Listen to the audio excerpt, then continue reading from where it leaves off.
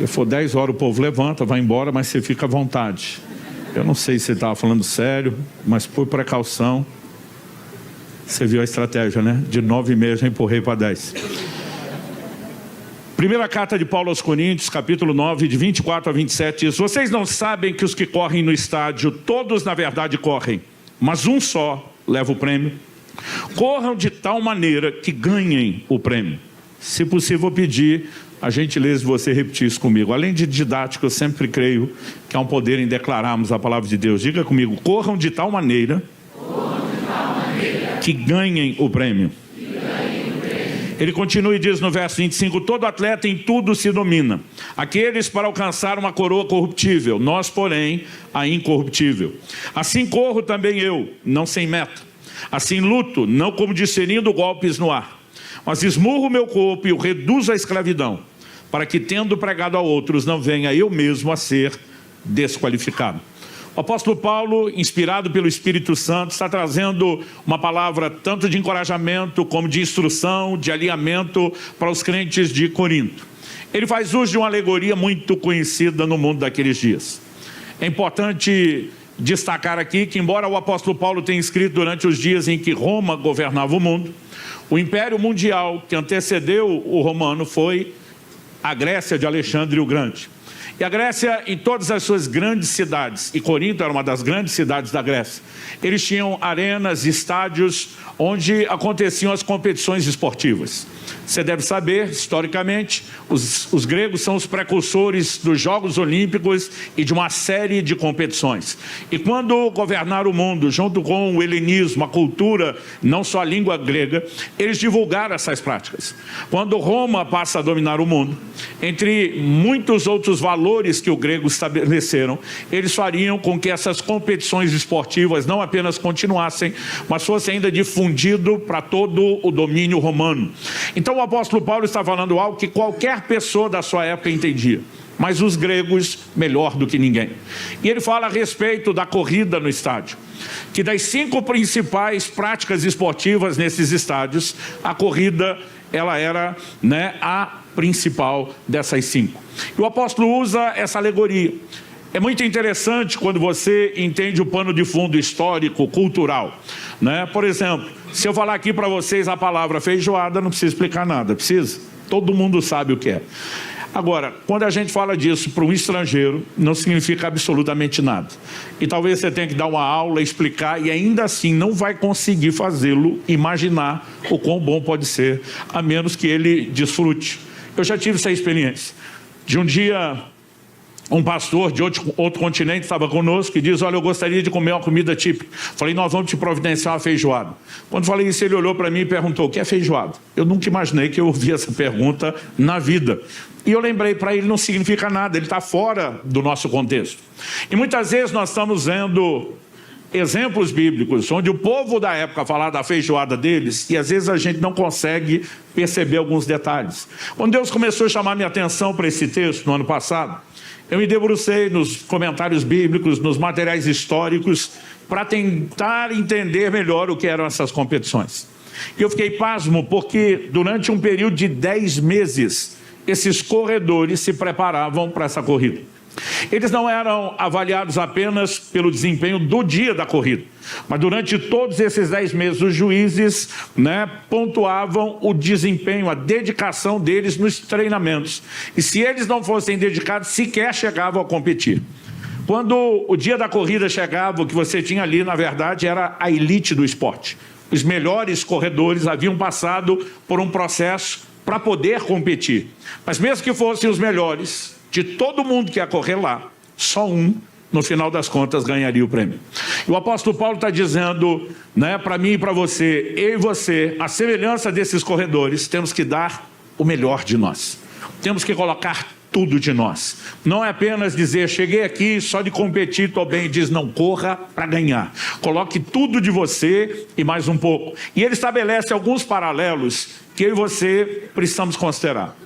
O primeiro, não apenas aqui, mas ao longo de todo o Novo Testamento, é que a corrida foi muito usada como uma alegoria para falar da vida cristã.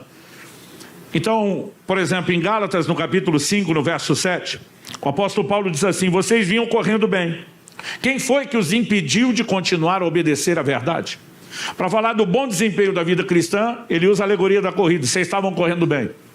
Mas depois, na linguagem dos corredores de hoje em dia, diz: por que é que vocês diminuíram o pace, o ritmo de corrida? Por que é que vocês não estão mais obedecendo à verdade? Ou seja, sinônimo de correr bem é obedecer à verdade. Em Filipenses 2,16, o apóstolo Paulo diz: assim no dia de Cristo poderei me gloriar de que não corri em vão, nem me esforcei inutilmente. Aqui ele usa tanto a ideia de correr como esforçar. E ele diz: eu quero me gloriar no dia de Cristo, de não ter feito isso à toa. Eu quero render frutos na vida de vocês. Enfim, como veremos, há muitas analogias empregadas no Novo Testamento, associando a corrida que os gregos praticavam, que os romanos continuaram, com a prática da vida cristã. E alguns paralelos aqui que talvez nos ajudem a entender e aplicar melhor certos princípios. Mas antes de avançarmos, o apóstolo Paulo diz que no estádio, apesar de ter os melhores corredores, só um ganhava. Mas nessa corrida da fé, nós não estamos competindo uns com os outros. Na verdade, nós queremos todo mundo cruzando essa linha de chegada e saindo vencedor. Por essa razão, o apóstolo Paulo, além da corrida, ele vai introduzir uma outra ilustração aqui, que fica evidente no verso 26. Ele diz assim: corro também eu, não sem meta. Mas ele diz assim: luto, não como desferindo golpes no ar. Durante muito tempo, quando eu vi a expressão assim, luto, sabendo que Paulo estava falando das competições esportivas, eu imaginava na minha cabeça que Paulo estivesse se referindo à tal da luta greco-romana, até hoje presente nas Olimpíadas. Mas a luta greco-romana, ela é uma luta de grappling, de mobilização, de derrubar o oponente, mas não é uma luta com golpes, né? Como você tem, né, no boxe, em tantas outras artes marciais, ela não envolve golpes. Só que ele diz: não desferindo golpes no ar.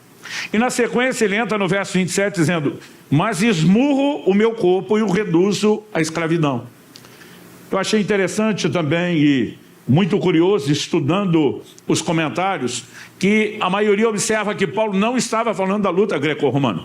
Na verdade, os gregos também foram precursores, entre tantas outras práticas esportivas, do que hoje em dia nós chamamos o pugilismo ou boxe. Eles tinham uma competição muito semelhante, similar à que nós temos hoje. Eles improvisavam luvas com tiras de couro e de pano, e a pancadaria comia solta. Só que essa não estava entre as competições principais.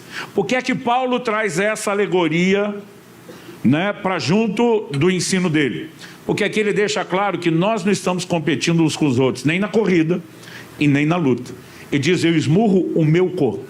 Basicamente ele está dizendo: nós estamos lutando contra essa carne, contra tudo aquilo que tenta nos impedir de terminar bem a vida cristã, de depois de ter pregado não falhar naquelas áreas onde ele mesmo havia pregado.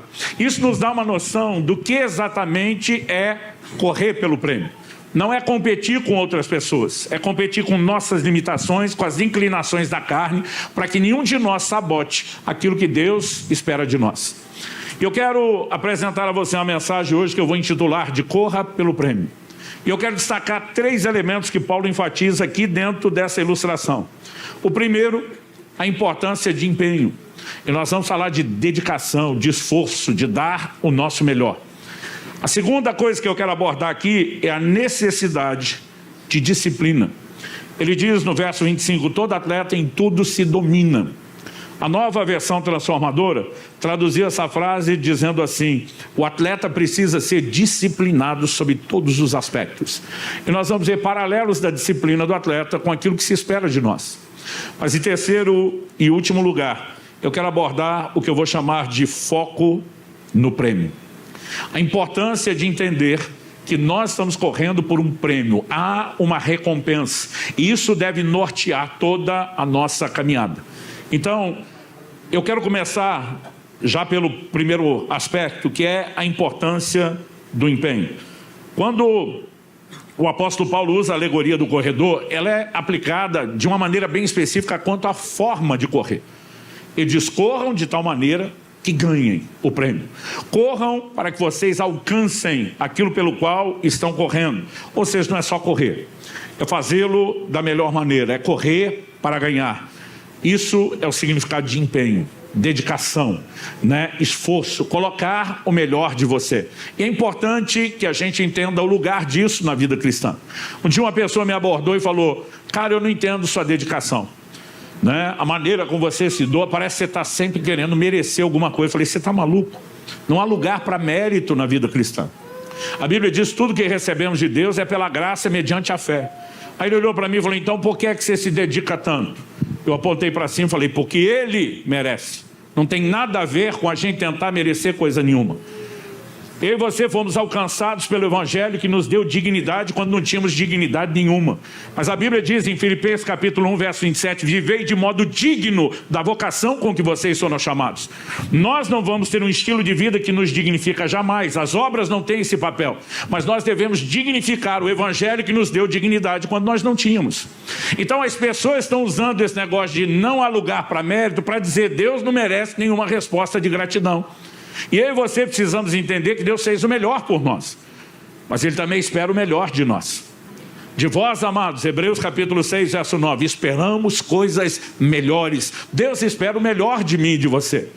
No livro do profeta Isaías, lemos uma profecia a respeito de Jesus. Ele verá o fruto do penoso trabalho da sua alma e ficará satisfeito. A minha oração é que Ele olhe para a minha vida, para a sua vida, e abra um sorriso de satisfação, dizendo: valeu a pena. Alguém ali honrando o meu sacrifício, alguém ali se entregando de verdade. E nós precisamos entender que isso é algo esperado de nós. O próprio fato dele falar do atleta, que era o cara que dava o melhor de si, já é uma alegoria que aponta numa única direção. Mas de vez em quando eu vejo gente falando: mas e a graça? Eu falo: gente, quem está escrevendo isso é o apóstolo Paulo, inspirado pelo Espírito Santo. O camarada que mais ensinou sobre graça no Novo Testamento, que tem a teologia na qual todo mundo se baseia. E você acha mesmo que Paulo, ao nos chamar para um lugar de empenho, estaria se contradizendo? Nas palavras de Dallas Willard, o grande escritor, graça é o oposto de mérito, não de esforço. E as pessoas estão usando a desculpa de que há uma graça divina, e ela é verdadeira, para dizer que eu e você não precisamos nos dedicar. E isso não é verdadeiro. É evidente que eu e você não vamos viver a vida cristã apenas na força da nossa dedicação, e a graça entra como força capacitadora. Mas isso não significa que a gente não tenha a responsabilidade de dar o melhor de nós. O próprio Paulo diz em Colossenses 1, 29, é para esse fim que eu me empenho. Você pode repetir isso comigo? Diga: eu me empenho. Agora, olha a continuidade do versículo para ver o quanto ele se empenhava. Ele diz: esforçando-me o mais possível. Então ele está falando não só de esforço, mas de esforço ao máximo. Esforçando-me o mais possível, segundo o poder de Cristo, que opera poderosamente em mim. Ele não está anulando que o poder de Deus age em nós. Jesus diz em João 15, verso 5, sem mim nada podeis fazer. Nós jamais vamos tentar deixar Deus fora da equação e dizer que o Evangelho vai ser vivido só no nosso esforço. Mas nós não podemos jogar tudo nas costas de Deus e dizer que Deus vai fazer tudo em nosso lugar sem que a gente faça nada. Há um ambiente de interação, e eu e você, ao interagirmos com Deus, vamos usar os recursos dele, mas precisamos dar tudo de nós. Interessante que essa palavra que Paulo usa para dizer eu me esforço o mais possível, ao máximo, é a palavra grega, de acordo com os léxicos, agonizomai. Essa palavra significa entrar em uma competição, competir nos Jogos Olímpicos, competir com adversários. A raiz da palavra significa lutar, mas ela passou, porque era aplicada no contexto da arena e das competições, ela passou a ser usada num sentido mais simbólico, metafórico, para falar de esforçar-se com zelo extremo, empenhar-se em obter algo. Por que eu estou dizendo isso? Quando Paulo disse que se esforçava o máximo, né? A tradução esforço-me o mais possível é justamente para falar do atleta que entrava na arena para dar o melhor de si. Ou seja, Paulo está dizendo: o que eu estou orientando vocês a fazer é o que eu também faço na prática da vida cristã. Aliás, a palavra que foi traduzida atleta aqui no texto que nós lemos, 1 Coríntios 9, 25, que diz o atleta em tudo se domina, é a mesma palavra agonizomai no grego. Ou seja, o adjetivo que eles usavam para falar do camarada competia, que é a palavra que na nossa língua nós chamamos de atleta, era literalmente aquele que se esforça ao máximo, aquele que vai ao limite, aquele que dá o melhor de si. Os atletas eram os maiores símbolos da sociedade daqueles dias de dedicação e de empenho. Eles são citados pelos pensadores gregos, não importa se estamos falando da turma da filosofia, até o estoicismo, né? E a própria alegoria bíblica traz isso como um paralelo daquilo que se espera de nós. E eu e você não podemos negar a importância do empenho. Em 1 Timóteo, no capítulo 6, no verso 12, o apóstolo Paulo diz ao seu discípulo, né? Combata o bom combate da fé. Tome posse da vida eterna, para a qual você também foi chamado, e da qual você fez boa confissão diante de muitas testemunhas. A expressão traduzida, combata, e também depois a expressão, o bom combate, ela por duas vezes aqui se repete a mesma palavra grega, agonizomai. A mesma traduzida como atleta, a mesma que Paulo usou para dizer eu me esforço o mais possível, é a que ele está usando agora para Timóteo. Algumas traduções mais recentes, em vez de usar a expressão combata o bom combate, elas traduziram a expressão corra a boa corrida, porque ela era usada para todas as competições, mas a competição principal era a corrida e não só a luta. Então, por exemplo, a versão fácil de ler, em vez de combata o bom combate da fé, traduziu assim, dê o melhor de você para ganhar a nobre corrida da fé. Porque sempre a palavra está falando de esforço no sentido de você dar tudo o que tem. E mesmo na aplicação da vida espiritual, isso é apresentado de maneira recorrente e eu e você não podemos ignorar isso. Não se espera de mim, de você, de nós, nada menos do que o nosso melhor. Você pode dizer amém? Em Hebreus, no capítulo 12, nós temos no verso 1 mais uma aplicação da corrida na vida, comparando a corrida com a vida cristã. A Escritura diz assim, portanto também nós, visto que temos a rodear-nos tão grande nuvem de testemunhas, livremo-nos de todo o peso e do pecado que tão firmemente se apega a nós e corramos com perseverança a carreira que nos está proposta. A expressão carreira significa o curso e ela era usada para falar da pista de corrida. Então algumas traduções já optaram na tradução por corramos com perseverança a corrida, não apenas a carreira, a corrida que nos foi proposta. Pastor, que é correr com perseverança. Essa palavra aqui traduzida perseverança, do grego hipomune, ela tem um significado quádruplo. O primeiro deles é estabilidade, o segundo é constância, o terceiro é tolerância e o quarto é persistência. E como sinônimo de persistência, nós temos aqui a palavra foi traduzida perseverança. Mas no Novo Testamento essa palavra foi traduzida várias vezes como constância. E eu não estou sugerindo aqui que a gente tem que escolher perseverança ou constância, mas que o sentido da palavra fala tanto de uma coisa como de outra. Compre pelo link na descrição desse vídeo. Correr com perseverança, eu vou correr até o fim, eu vou correr para terminar essa corrida. Mas o que significa constância? Se nós estamos falando de uma corrida de 100 metros rasos, você bota tudo que tem, chega com a língua de fora, mas não precisa se preocupar em cruzar a linha de chegada, economizando energia. Mas a vida cristã não é como uma corrida dos 100 metros rasos. Ela está mais para uma maratona, ou até mesmo uma ultramaratona. E quando se fala de corridas maiores, você precisa de constância. Você precisa administrar energia, fôlego. Há um tempo atrás, meu filho estava morando em São Paulo e um dia ele me liga e diz, pai, estou indo a Curitiba para correr uma maratona. Eu falei, é mesmo? Ele estava empolgado com a corrida, começou a correr trechos menores com frequência, diariamente, trechos um pouquinho maiores, semanalmente, e ele estava realmente no ritmo e falou, eu estou animado e vou correr. Que legal. Depois nós falamos disso. Quando terminei a ligação, a pessoa que estava perto de mim e ouviu a conversa é muito ligado nesse mundo e no ambiente dos esportes. Ele falou para mim, pastor, eu vi direito, seu filho vai correr uma maratona. Eu falei, vai. Diz que vai tentar. Já falei assim, né, para não virar uma promessa. Ele olhou para mim e falou, ele vai conseguir. Eu falei, como é que você sabe? Ele falou, tenho acompanhado ele nas redes sociais. Ele está fazendo corridas menores com regularidade e eu posso garantir para o senhor, no ritmo que ele está, ele consegue terminar.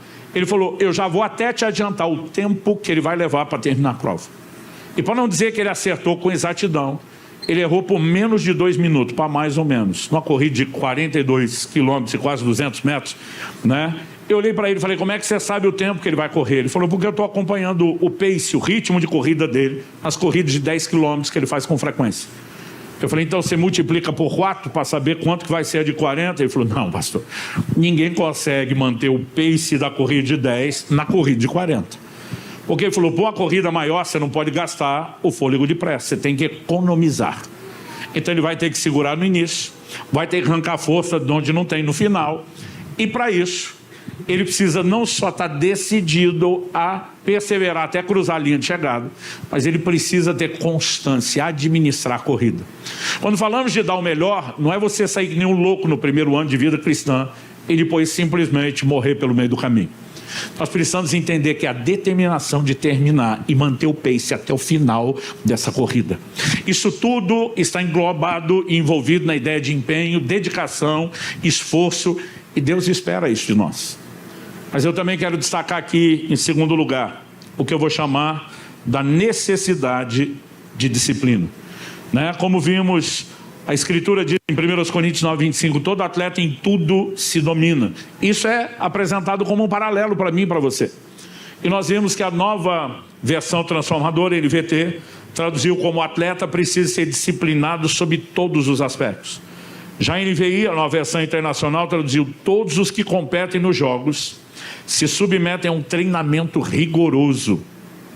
E a nova tradução na linguagem de hoje diz, todo atleta que está treinando aguenta exercícios duros. Todas essas três traduções que eu citei, nós chamamos de traduções bíblicas por equivalência e não por literalidade. Qual a diferença? É que além de tentar traduzir o que está lá, eles tentam explicar, no sentido de que, como havia uma preparação de 10 meses para a corrida, eles sabiam que aquilo não está apenas falando de um nível de disciplina qualquer. Então, seria um alto nível de disciplina, seria um treinamento rigoroso, seriam exercícios duros, E eles tinham um padrão, impressionante de autocontrole, de determinação e de entrega para os treinos. Isso os levaram a ser verdadeiros modelos de disciplina para a sociedade. Aliás, a palavra foi traduzida, todo atleta em tudo se domina. Ela fala de controlar-se, ser continente, exibir autodomínio e conduzir-se temperadamente. Mas os léxicos apontam que, metaforicamente falando, trata-se da imagem derivada de atletas que, ao preparar-se para os jogos, abstêm-se de comida prejudicial à saúde, vinho e indulgência sexual. Eles eram os símbolos do autocontrole, porque ninguém desenvolve alta performance sem disciplina. Nos últimos anos eu mudei muito o meu estilo de vida, Comecei a entender o que a Bíblia ensina sobre saúde, sobre cuidado do corpo, e uma das muitas coisas, que eu tive que fazer, além de regular a alimentação, não só deixar comida ruim, comer comida boa, descanso, foi começar a ser mais sério em relação à questão das práticas dos exercícios. E quando você começa a entrar nesse mundo, você vai conectando com as pessoas que estão envolvidas ali. E de repente eu começo a me envolver cada vez mais com gente que está enfiado até o pescoço na prática de esportes. E comecei a conhecer atletas de amadores a profissionais. E gente, quando falamos de atleta de alta performance, é impressionante o nível de autocontrole que esses camaradas têm que ter. Eu lembro de uma ocasião que nós estávamos num evento e alguém ofereceu depois do culto uma certa comida. E eu lembro quando ofereceram, eu falei, gente, desculpa, depois das 7h30 eu não como mais. Eu como antes do culto, não como depois. Aí a turma diz, não, mas o negócio está muito bom. Todo mundo levantou, só ficou um comigo na mesa. E aquele que ficou, eu não sabia, era um atleta profissional de alta performance. E a turma tentava convencer ele, dizer, meu amigo, você é o único que pode comer sem se preocupar, porque o shape era daqueles, Mas ele falou assim, não, mas eu não vou comer. Os caras diziam, mas tá maravilhoso. E ficavam insistindo, tá bom demais, vai valer a pena. Ele falou, gente, minha recompensa é outra. E aquela frase mexeu comigo. Ele disse, vocês estão achando que o lucro de vocês é esse? Eu tenho que abrir mão disso para conseguir aquilo que eu realmente quero. Atletas de alta performance jamais chegarão a esse lugar sem um alto nível de disciplina. E quando você estuda a forma como esses atletas há mais de 2000 anos atrás se preparavam, é assustador, porque é muito parecido com aquilo que nós vemos hoje na elite esportiva do mundo atual e cheio de conhecimento e tecnologia. Então, assim, eles tinham que se abster de certos alimentos. Eles não tinham as porcarias que nós temos hoje em dia. Comida industrializada, processada, ultraprocessada, açúcar, glúten, mas já sabiam que certos alimentos drenavam a energia do atleta. Isso não era apenas um padrão, isso é ruim para todo mundo, porque as pessoas são diferentes. né? Os médicos usam uma frase, a primeira vez que eu ouvi, eu tive que procurar no dicionário. Eles dizem que cada um tem sua idiosincrasia. É o jeito chique de dizer individualidade. Um é diferente do outro, né? Então, por exemplo, eu e minha esposa, a gente frequenta o mesmo nutrólogo. E a dieta que o meu médico me deu não serve para minha esposa, porque ela não processa aquelas coisas que são boas para mim, da mesma forma como eu processo. Então, eles tinham que entender não apenas aquilo que, como padrão, isso é ruim para todo mundo, mas eles precisavam entender o que é que afetava o desempenho de cada um e abriam mão da comida que não era saudável. Mas não era apenas isso.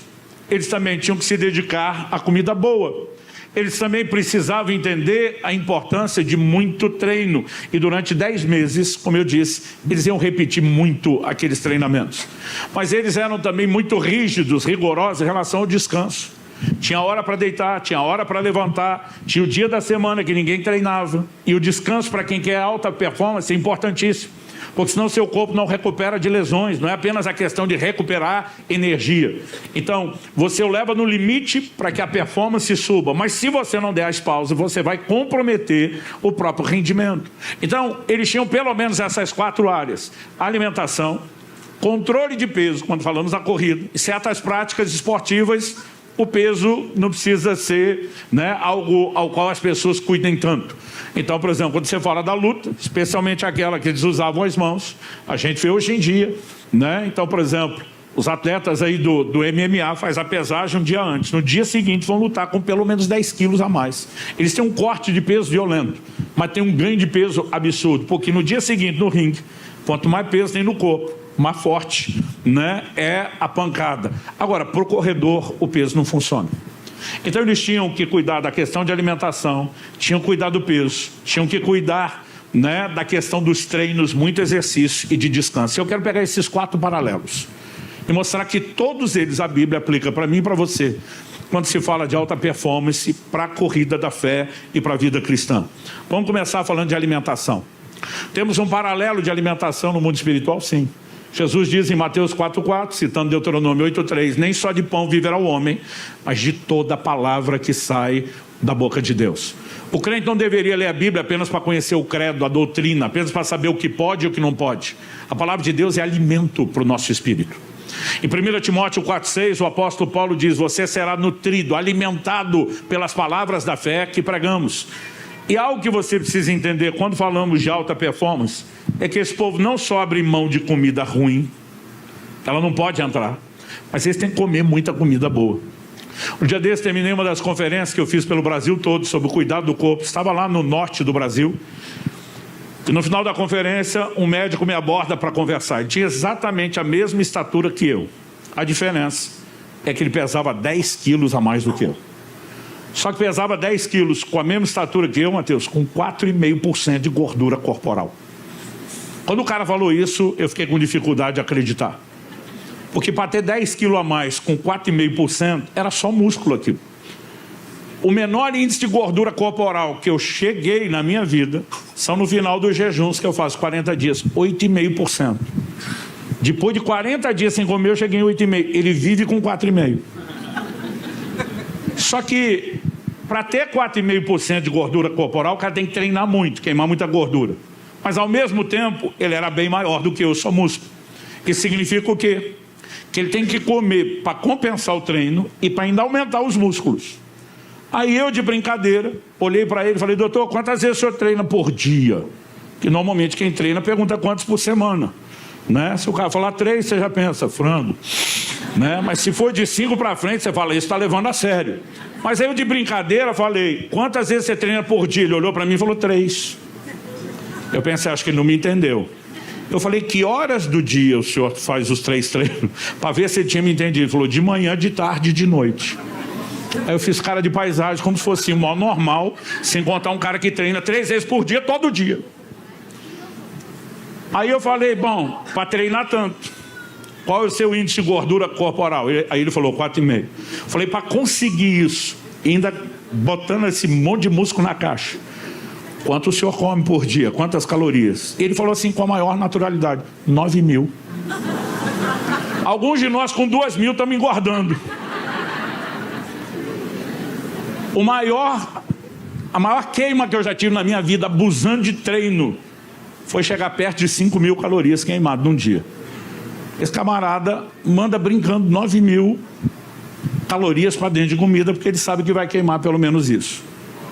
Aí isso me fez lembrar, anos atrás, quando o Phelps, quantos lembram daquele nadador norte-americano que era colecionador de medalhas? Todo ano ele batia os recordes das Olimpíadas anteriores. Eu vi uma matéria esportiva que dizia que o Phelps, ele comia de 8 a 13.000 calorias por dia. Mas só de treino de piscina era de 6 a 8 horas por dia, fora os outros treinos. Então a matéria mostrava, eu não me lembro se ele fazia 7, 8 ou 9 refeições ao dia, eram muitas. Mas a matéria mostrava numa mesa só, todas as refeições que ele faria naquele dia. Eles trouxeram tudo que ele come, exatamente quais eram os pratos, todo o cardápio, colocaram numa mesa e tiraram a foto da mesa. Quando eu olhei, falei, não cabe isso dentro do ser humano num dia.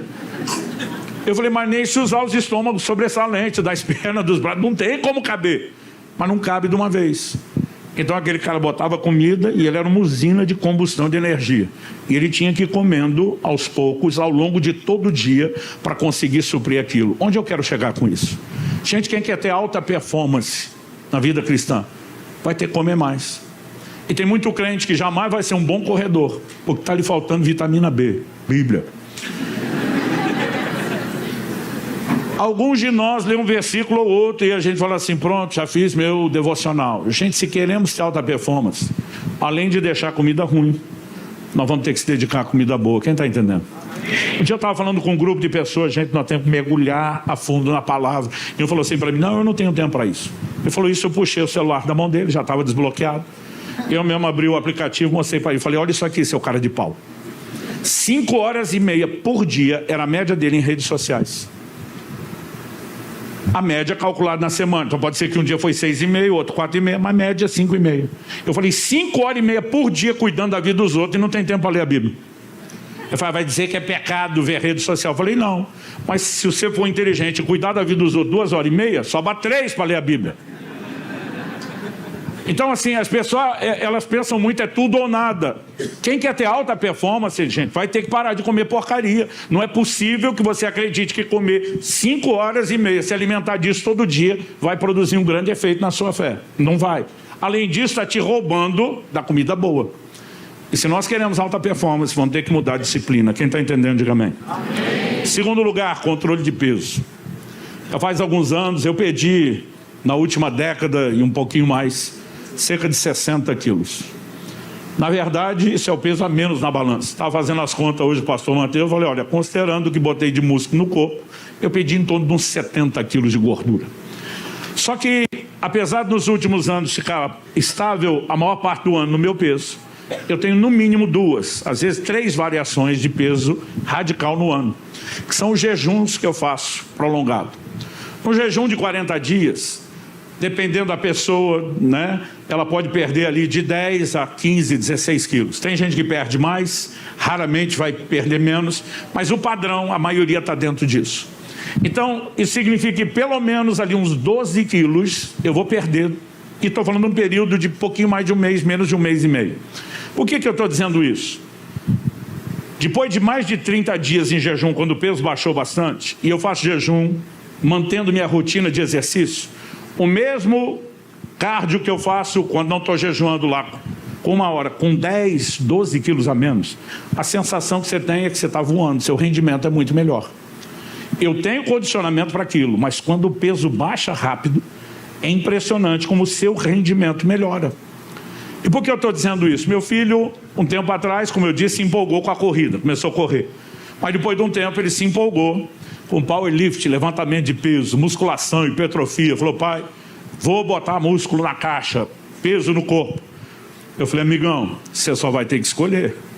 Ou hipertrofia, ou corre. Porque não dá para ter as duas coisas. Eu falei, corredor de maratona, os caras são tipo do meu dedo mindinho. São fit no nível profissional. Primeiro porque o tanto que treina e corre, não dá para ganhar músculo e ainda queima. Então, além de secar gordura, essa turma seca músculo. Eu falei, se você quer correr, não adianta pegar peso. Se você quer pegar peso, vai ter que abrir mão de correr, ou um outro. Porque peso não combina com corrida. Pastor, a Bíblia fala sobre isso e aplica para nós? Sim. Hebreus 12:1 que eu citei antes diz: portanto também nós, visto que temos a rodear-nos tão grande nuvem de testemunhas, livremo-nos de todo peso. Você pode repetir isso comigo? Diga: livremo-nos de todo peso. Só que a Bíblia bota um adicional: e, não só do peso, e do pecado que tão firmemente se apega a nós. Isso significa que peso não é pecado. Pastor, o que o senhor quer dizer? Tem coisas que atrapalham a performance, mas não necessariamente são pecado. O apóstolo Paulo diz: tudo me é lícito, mas nem tudo me convém. E eu e você precisamos entender que quem quer ter alta performance vai ter que deixar de lado não só o pecado, não só o que é proibido. Ao longo de toda a história bíblica e na história humana, pessoas que entraram no lugar profundo em Deus abriam mão de coisas que eram lícitas para os demais. Você olha o voto do Nazireu, por exemplo, que era um voto de consagração. Todo mundo no Antigo Testamento podia beber vinho, o Nazireu não. Porque ele colocava para si limites que os outros não tinham, porque ele queria entrar num lugar mais profundo. E eu e você precisamos entender que se queremos alta performance, não é só deixar o pecado. É lógico que o pecado vai sabotar a corrida. Por isso que Paulo diz: eu esmurro o meu corpo, eu reduzo a escravidão, porque eu não quero ser desqualificado. Mas a gente também tem que se livrar de peso, e muita coisa cabe na categoria peso. Alguns de nós estamos carregando emoções desnecessárias, que precisam de alinhamento, de restauração, de cura. Alguns de nós estamos gastando tempo demais naquilo que rouba a nossa energia, assim como o peso rouba o desempenho. E cada um de nós precisa avaliar o que é o peso desnecessário, o que é lícito, mas não convém. Porque se não ajustarmos isso, vai ser difícil manter alta performance. Terceira área de disciplina que eles tinham se aplica a nós: exercício. Gente, ninguém fica bom em nada sem treino. Não importa se estamos falando de coisas naturais ou de coisas espirituais. Então aqueles corredores durante 10 meses, eles iam ficar correndo aquele mesmo trecho da corrida todo santo dia. Vamos dizer, todo dia tinha dia de descanso. Mas nos dias de treino, corriam, já que não estamos falando das corridas longas, várias vezes aquele trecho. Por que correr tanto? Não era apenas para conseguir preservar o cardio, era para conseguir melhorar a performance. Cada milésimo de segundo a menos na hora de cruzar aquela linha faria diferença e poderia dar o prêmio àquele corredor. Então ele tinha que se dedicar muito àquilo. A repetição, ela é importante e nos torna melhores em qualquer coisa. Não importa a área que nós vamos falar. Eu estava ouvindo um comentário de uma pessoa que estudou nos Estados Unidos e falou: pastor, o senhor não tem noção de quanto treinamento a gente tinha para lidar com um tornado. De repente, no meio da aula, tocam as sirenes, todo mundo sabe o que fazer, a forma como levanta, a maneira organizada como sai, onde procura abrigo. Só que a pessoa falou: nos anos que eu estudei lá, nós nunca tivemos um tornado. Mas tinha exercício de evacuamento para tornado o tempo todo. E você faz tanto que você começa a administrar aquilo de uma forma impressionante. Falou assim: a gente melhorava, né, o timing da saída a cada treinamento. A gente fazia aquilo cada vez melhor, mais organizado, sem pânico. E quanto mais se faz, melhor se fica. Em qualquer área, e no mundo dos esportes, e até na corrida não é diferente. Pastor, nós temos um paralelo dos exercícios para a vida espiritual, sim. Em 1 Timóteo capítulo 4, verso 7, a Bíblia diz: exercite-se pessoalmente na piedade. A palavra aqui traduzida exercite-se, do grego ginásia, é a raiz da palavra ginásio nas línguas latinas, o lugar onde se faz ginástica. Era a academia da época, era o lugar de treinamento. E quando nós falamos da piedade, a Bíblia está dizendo que também tem exercício. Melhor coisa para um crente quando se converte, um novo convertido, é colar com gente que ora. Porque como é que ele vai aprender a orar? Orando. Como é que você aprende a mover nos dons do Espírito Santo? Movendo. Em 1 Coríntios 14, 31, Paulo diz: todos podereis profetizar, um após o outro, para que todos aprendam. Quanto mais você faz, mais você aprende, melhor você fica. Um dia eu estava em alguma cidade pregando, e a pessoa que estava responsável por me transportar, ela parou, não me lembro se a gente estava num posto de gasolina, num restaurante, era algum lugar onde nós tivemos uma prestação de serviço, um atendimento. O atendente deixou a bola quicando, e eu comecei a falar de Jesus para ele. E o cara olhou para mim e falou: um dia eu queria pregar como você prega. Falei: vai ser difícil. Aí ele me olhou assustado. Falei: você não treina? Falei: eu treino isso todo dia da minha vida. Falei: você teve a mesma oportunidade, não abriu a boca. Falei, você só vai ficar bom fazendo. Um dia eu estava com um pastor que convidou a pessoa para a igreja dele. Aí o convidado falou, vocês se acham os únicos, os melhores, os bons. Ele falou, por quê? Ele falou, está me convidando só para a sua? Podia me convidar para qualquer uma. Ele falou, esse pastor interrompeu a pessoa e falou assim, meu amigo, deixa eu te dizer algo.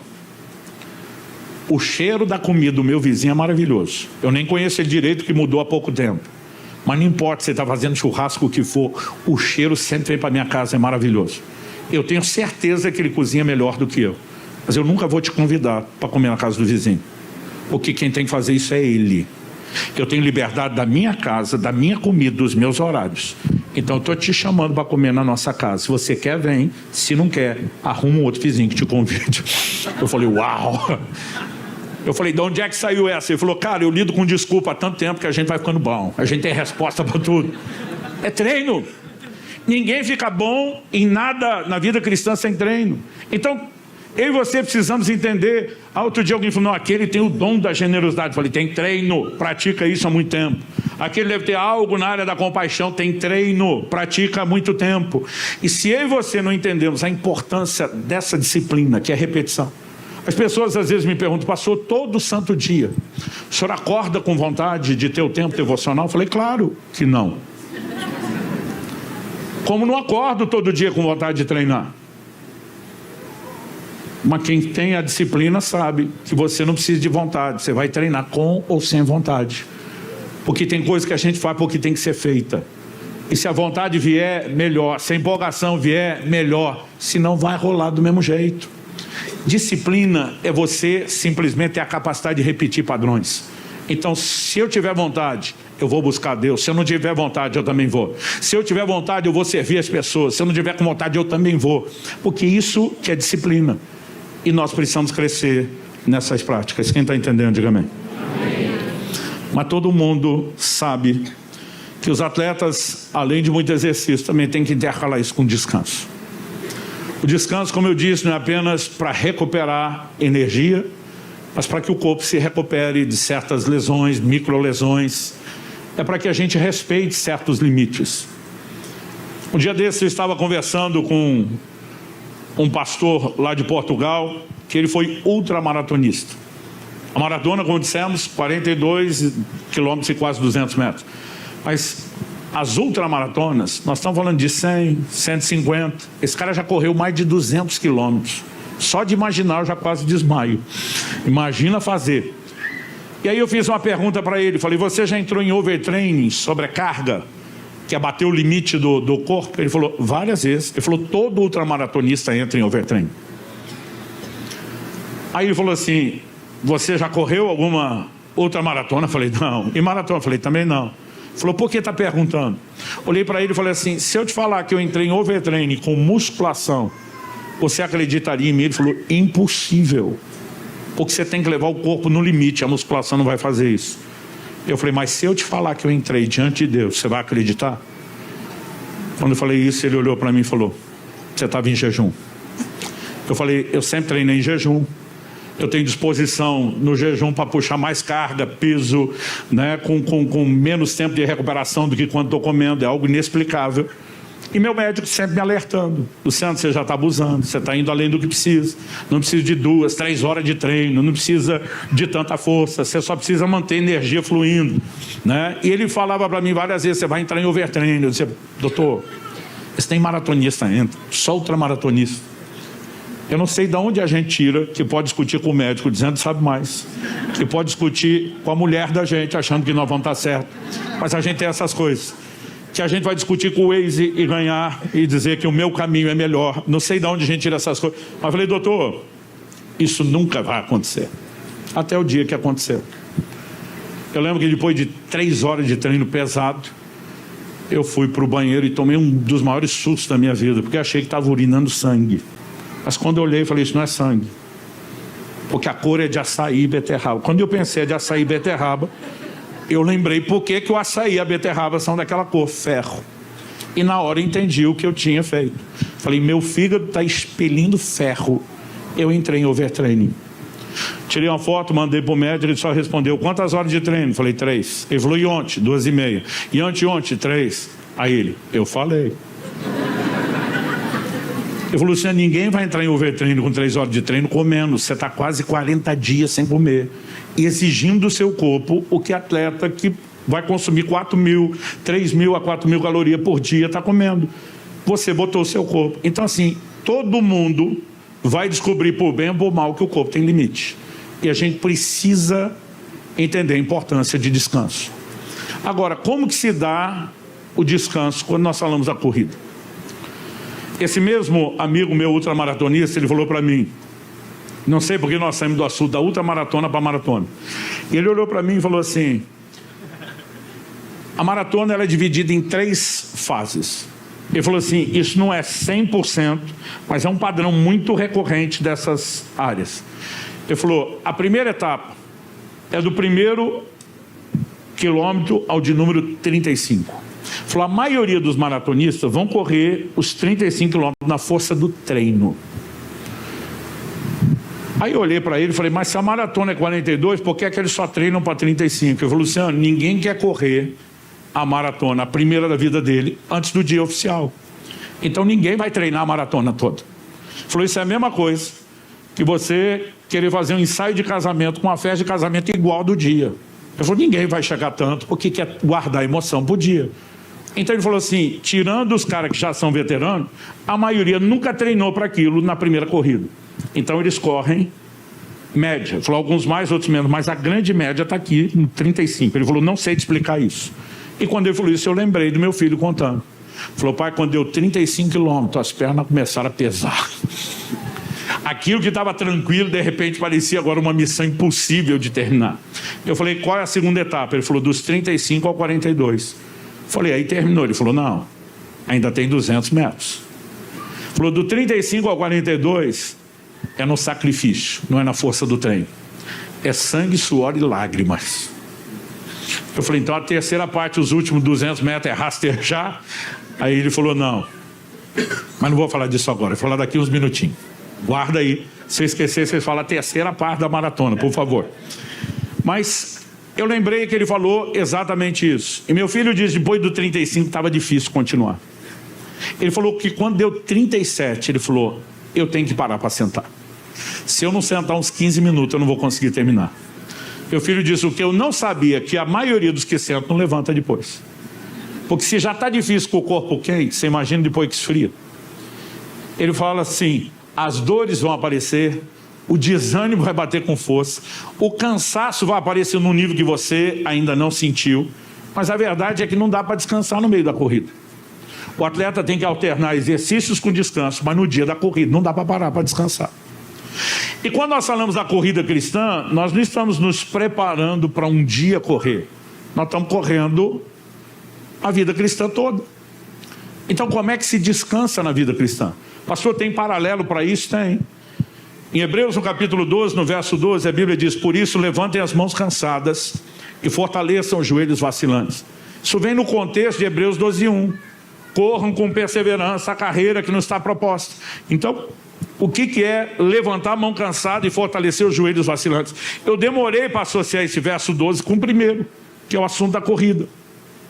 Porque em corridas longas, as pessoas terminam sem conseguir levantar as mãos e com o joelho dobrando para dentro, para fora. As traduções mais antigas dizem joelhos trôpegos.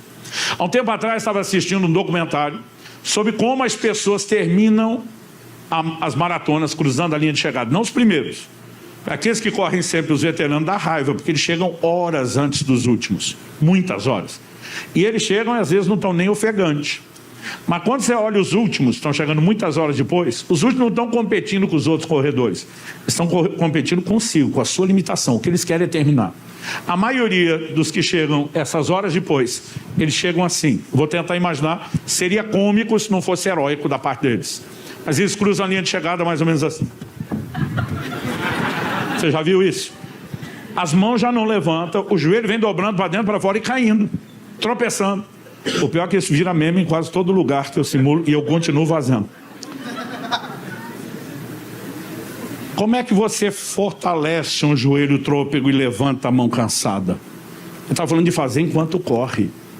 Na corrida da fé, você descansa enquanto corre. Isaías 40, de 29 a 31, diz: Ele fortalece o cansado e multiplica as forças ao que não tem nenhum vigor. Os jovens se cansam e se fatigam. Os moços de exaustos caem. Deixa eu fazer uma pausa. Jovens e moços, o que é que significa isso? Testosterona lá em cima. O auge do vigor energético, físico, muscular, hormonal. Mas mesmo a moçada, a Bíblia está dizendo que eles também se cansam, se fatigam e de exaustos chegam a cair. Mas a Bíblia diz: mas os que esperam no Senhor renovam as suas forças, sobem com asas como águias, correm e não se cansam, caminham e não se fatigam. Diga comigo: correm e não se cansam.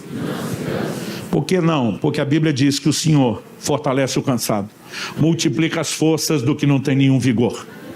Há uma capacidade de nos conectarmos em Deus, e aí nós precisamos entender que disciplinas espirituais, inclusive devocional, não é mero cumprimento de protocolo religioso. Essas disciplinas nos mantêm em conexão, em comunhão com aquele que nos fortalece, com aquele que de fato pode nos levar a correr não apenas no nosso próprio esforço, né? Eu costumo dizer que nessa corrida da fé não vai ter exame antidoping no final, e você pode usar o santo suco celestial, aleluia, né? Você pode ser fortalecido pelo Senhor, e na corrida da fé a gente descansa enquanto corre. Ou seja, nenhum de nós deveria pensar: eu vou sentar um pouco. Porque quando a gente fala da prática da vida cristã, gente, não dá para você colocar o descanso como interrupção. Ah, já preguei muito, falei muito de Jesus ano passado, agora eu quero passar um ano sem ver um ímpio pela frente.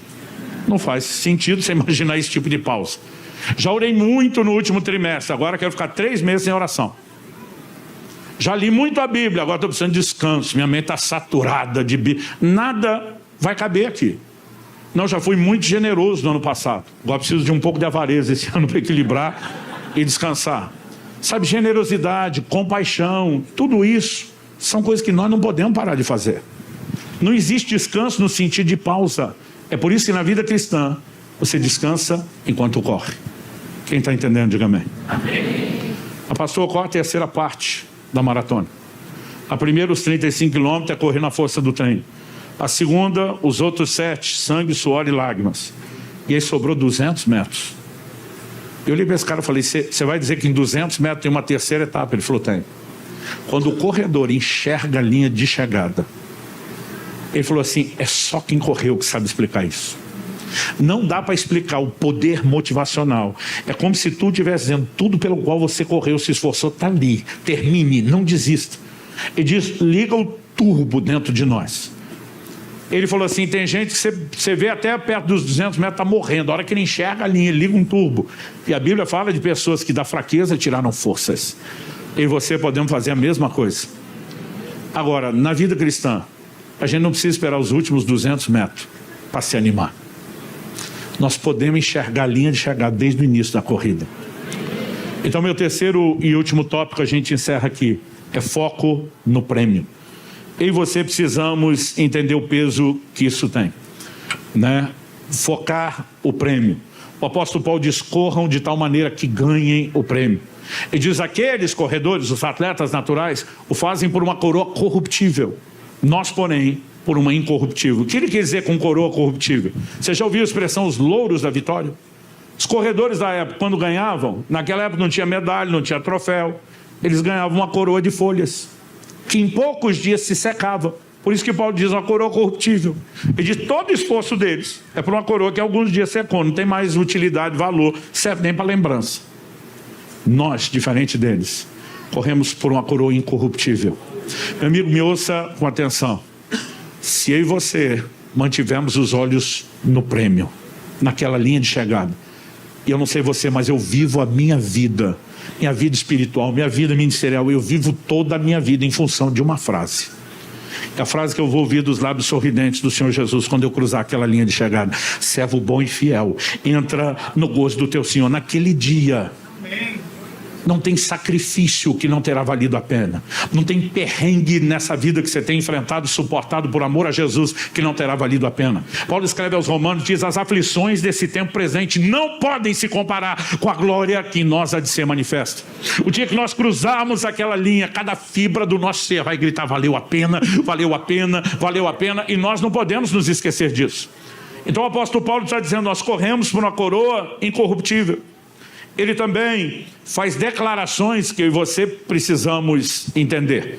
Ele não apenas diz que corria pelo prêmio. Em Filipenses 3,12, ele diz: não que eu já tenha recebido isso ou já tenha obtido a perfeição, mas prossigo para conquistar aquilo para o que também fui conquistado por Cristo Jesus. Eu lembro que estudando sobre corrida, os léxicos me levaram a essa palavra prossigo. Eu pensei: mas prossigo não é corrida.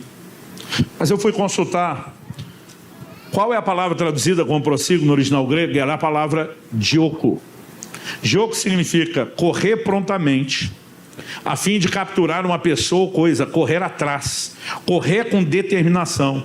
Figurativamente fala de alguém que numa corrida dispara em direção à linha de chegada, e passou a ser usado no sentido metafórico para falar de perseguir, procurar ansiosamente, esforçar-se com todo empenho para adquirir. Ou seja, Paulo não estava só dizendo eu prossigo no sentido de continuidade. Ele está dizendo eu corro com determinação. Eu corro para alcançar. Alcançar o quê? O prêmio. O mesmo Paulo na sequência vai dizer, Filipenses 3, eu vou ler do 12 ao 14 agora na NVT. Não estou dizendo que já obtive tudo isso, que já alcancei a perfeição, mas prossigo, lembrando que isso é corro, a fim de conquistar essa perfeição para a qual Cristo Jesus me conquistou. Não, irmãos, não alcancei, mas concentro todos os meus esforços nisso, esquecendo-me do passado e olhando para o que está diante. Prossigo para o final da corrida, a fim de receber o prêmio celestial para o qual Deus nos chama em Cristo Jesus. A carta de Paulo aos Filipenses é uma das primeiras epístolas que ele escreveu, no início do seu ministério. Ele está dizendo: não, irmãos, eu não cheguei lá, não alcancei. Mas a segunda carta de Paulo a Timóteo é uma das últimas que ele escreveu. Nela ele já se identifica como eu, Paulo, o velho. E agora a conversa dele é outra. 2 Timóteo 4,7, ele diz o seguinte: combati o bom combate, completei a carreira. A palavra carreira é o curso da corrida. Guardei a fé. Agora, nós falamos, quando eu li 1 Timóteo 6,12, que a expressão que Paulo usa para Timóteo, combata o bom combate, é a repetição 2 vezes da palavra agonizomai. Aqui, quando Paulo fala de si, combati o bom combate, de novo, ele usa agonizomai por 2 vezes. E nós vimos que isso fala de competição. A versão fácil de ler traduzir esse texto assim, essa frase: participei do torneio de honra, completei a corrida, mantive a fé. E por que é que Paulo fez tudo isso? Porque ele vai dizer daquilo que no verso seguinte, o 8, ele diz: desde agora está guardada a coroa da justiça, que o Senhor, reto juiz, me dará naquele dia, e não somente a mim, mas também a todos os que amam a sua vinda. Ele chama de coroa incorruptível, aqui ele chama de coroa da justiça. A coroa era o prêmio do vencedor da corrida. Já Tiago, capítulo 1, verso 12, usa outro adjetivo: bem-aventurado é aquele que suporta com perseverança a aprovação, porque depois de ter sido aprovado, receberá a coroa da vida, a qual o Senhor prometeu aos que o amam. Coroa da vida. E o apóstolo Pedro, em 1 de Pedro 5,4, ele diz: e quando o supremo pastor se manifestar, vocês receberão a coroa da glória, que nunca perde o seu brilho. Outro dia alguém falou: pastor, mas a coroa é incorruptível, é da justiça, é da vida ou é da glória? Eu falei: é tudo isso. Cada uma dessas declarações fala de um dos aspectos da recompensa eterna que nos aguarda. E eu e você precisamos nos deixar ser movidos pela recompensa. Não há justificativa para parar de correr. Não há justificativa para que a gente não termine bem. Essa corrida pode terminar de 2 formas: um fracasso ou sucesso. Em Gálatas 2,2, Paulo fala do fracasso: para não correr ou ter corrido em vão. Tem gente que nem entrou na corrida ou correu à toa. Como diz o antigo ditado: nadou, nadou, nadou e morreu na praia. Mas esse não é o plano de Deus. O plano de Deus é que a gente termine bem. É que a gente, como Paulo diz, esquecendo-me das coisas que para trás ficam, avançando para as que estão diante de mim, eu corro para o prêmio da soberana vocação de Deus em Cristo Jesus. Nós precisamos focar o prêmio. Como eu disse naquele dia, não haverá sacrifício do qual eu e você não teremos a certeza, valeu a pena. O Senhor Jesus, no livro do Apocalipse, aqui eu encerro, ele faz 8 promessas, não aos corredores, não aos competidores, mas aos vencedores, aqueles que vão cruzar a linha de chegada. A mesma Bíblia que chama Jesus de o autor, também o chama de o consumador da fé. Isso significa que quando você disparou na linha de partida, ele era o técnico, o coach que estava lá dizendo, vai que é tua, você consegue. Mas quando você finalmente cruzar a linha de chegada, ele vai estar do lado de cá, de braços abertos, dizendo, eu sabia, eu estava esperando por esse momento. E eu e você precisamos vislumbrar a linha de chegada, não só nos últimos 200 metros. Eu corro a minha vida sonhando com a linha de chegada. Eu me dou o direito de ficar imaginando, ensaiando qual vai ser a comemoração o dia que eu cruzar. Eu tenho várias delas na minha cabeça. Se o povo tiver no modo discreto, eu acho que eu não vou exagerar demais. Se a turma tiver no modo empolgação, extremamente aleluiado, eu vou bagunçar o negócio. Mas no mínimo, eu imagino que no mínimo, na maior da descrição possível, tem que ser uma comemoração estilo Dunga na Copa de 94. Tudo dentro de nós vai dizer valeu a pena. Eu quero terminar chamando a sua atenção para as promessas que Jesus faz ao vencedor. Eu não quero só mencioná-las, eu quero lê-las em alto e bom som, porque, como eu disse, eu creio que há um poder em declarar a palavra de Deus.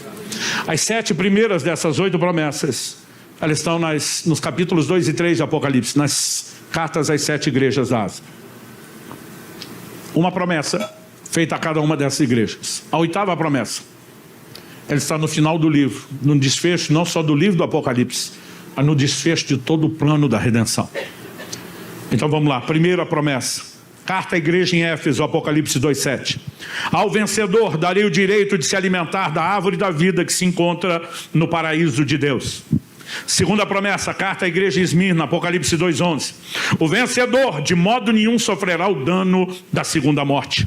Terceira promessa, carta à igreja em Pérgamo, Apocalipse 2:17. Ao vencedor darei do maná escondido. Também lhe darei uma pedrinha branca e sobre essa pedrinha um novo nome escrito, o qual ninguém conhece, exceto aquele que o recebe. Quarta promessa, carta à igreja em Tiatira, Apocalipse 2, de 26 a 28. Ao vencedor que guardar até o fim as minhas obras, eu lhe darei autoridade sobre as nações e com cetro de ferro as governará e as reduzirá a pedaços como se fossem objetos de barro, assim como eu também recebi a autoridade de meu Pai e lhe darei ainda a estrela da manhã. Quinta promessa, carta à igreja em Sardes, Apocalipse 3:5. O vencedor será assim vestido de branco e de modo nenhum apagarei o seu nome do livro da vida. Pelo contrário, confessarei o seu nome diante de meu Pai e diante dos seus anjos. Sexta promessa, carta à igreja em Filadélfia, Apocalipse 3:12. Ao vencedor farei com que seja uma coluna no santuário do meu Deus e dali jamais sairá. Gravarei sobre ele o nome do meu Deus, o nome da cidade do meu Deus, a nova Jerusalém que desce do céu, vinda da parte do meu Deus, e o meu novo nome. Sétima promessa, carta à igreja em Laodiceia. Ao vencedor darei o direito de sentar-se comigo no meu trono, assim como também eu venci e me sentei com meu Pai no seu trono. Oitava promessa, final do livro do Apocalipse, Apocalipse 21, verso 7.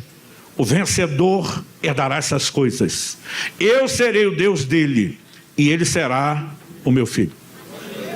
Mas eu creio que é mais honesto a gente lê-la dentro do seu contexto. Porque o que significa herdará essas coisas? Então me permita ler Apocalipse 21, do 3 ao 8. Eu espero dar conta de ler isso, porque não há uma única vez nas últimas décadas que eu leio esse texto sozinho ou em público, que isso não me emocione. Então ouvi uma voz forte que vinha do trono e dizia: eis o tabernáculo de Deus com os seres humanos. Deus habitará com eles. Eles serão povos de Deus e Deus mesmo estará com eles e será o Deus deles. E lhes enxugará dos olhos toda lágrima. E já não existirá mais morte. Já não haverá luto, nem pranto, nem dor, porque as primeiras coisas passaram. E aquele que estava sentado no trono disse: eis que faço novas todas as coisas.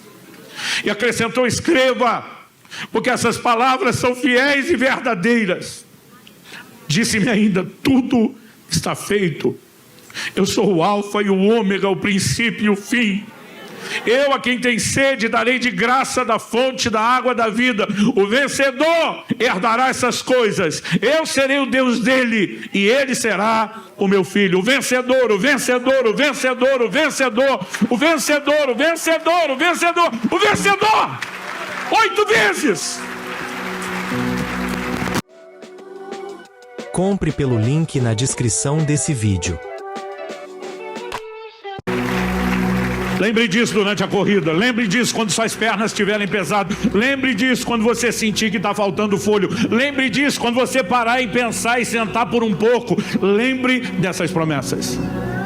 Mas é justo também ler o verso 8. Quanto porém aos covardes, aos incrédulos, aos abomináveis, aos assassinos, aos imorais, aos feiticeiros, aos idólatras e a todos os mentirosos, a parte que lhes cabe será no lago que está queimando com fogo e enxofre, a saber, a segunda morte.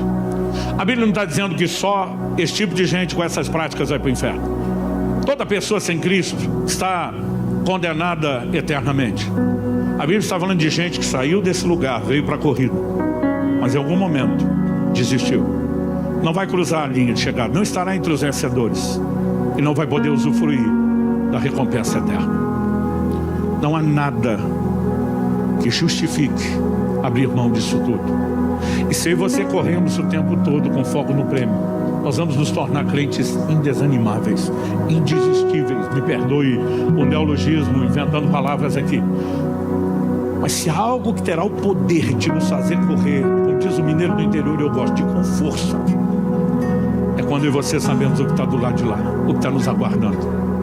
Eu quero que você fique em pé para parecer que está acabando. Nós vamos orar juntos. E ouça com atenção. Eu não vim aqui te culpar ou condenar pelo seu passado, nem pelo seu presente. Eu só vim te apresentar uma nova proposta de futuro. Talvez você diga: pastor,